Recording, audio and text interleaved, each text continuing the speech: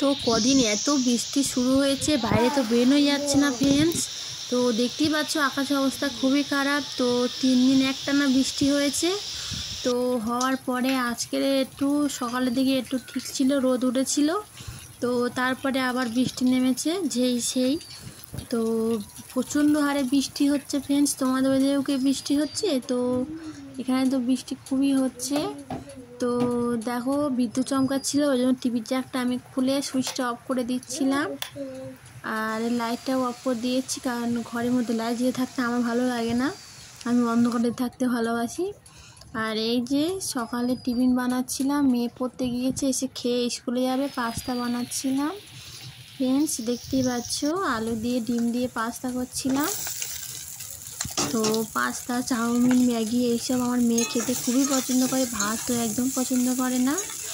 তো ফ্রেন্ডস দেখতেই পাচ্ছ এই যে, তো ঘরে যা ছিল তাই দিয়ে বানিয়েছি, বেশি কিছু দেওয়া হয়নি, সবজি ছিল না, সবজি দেওয়া হয়নি। তো 5 মিনিট পর নামিয়ে নেব, সেটাই তোমাদের বলছিলাম। তো এই যে মেয়েকে চান টান করিয়ে রেডি করাচ্ছিলাম, স্কুলে যাবে, তো চুলটা বেঁধে দিচ্ছিলাম। তো ও তো একা একা চুল বাঁধতে পারে না, তো তাই জন্য স্কুলে চুলটা বেঁধে দিচ্ছিলাম। তো বলছে মা চুলটা ছাড়িয়ে দাও, তো জ্বরটা ছাড়িয়ে দিচ্ছিলাম। তো ফ্রেন্ডস তো দেখতেই পাচ্ছ যে আমার মেয়েকে স্কুলে ড্রেস পরিয়ে দিয়েছি। তো দেখো তো আমার মেয়েকে কেমন লাগছে, কমেন্টে অবশ্যই জানিও।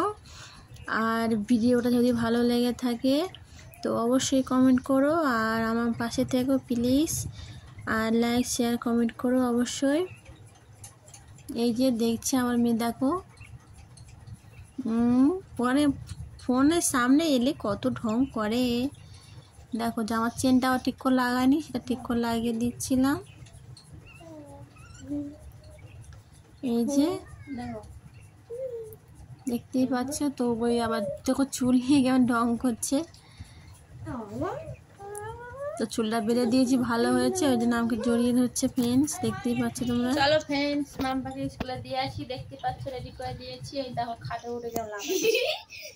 ঠিক আছে চলো, ভিডিওটা অবধি রইলো, কেমন হয়েছে অবশ্যই কমেন্টে জানিও। ওকে টাটা বাই ফ্রেন্ডস, সবাই ভালো থেকো, সুস্থ থেকো।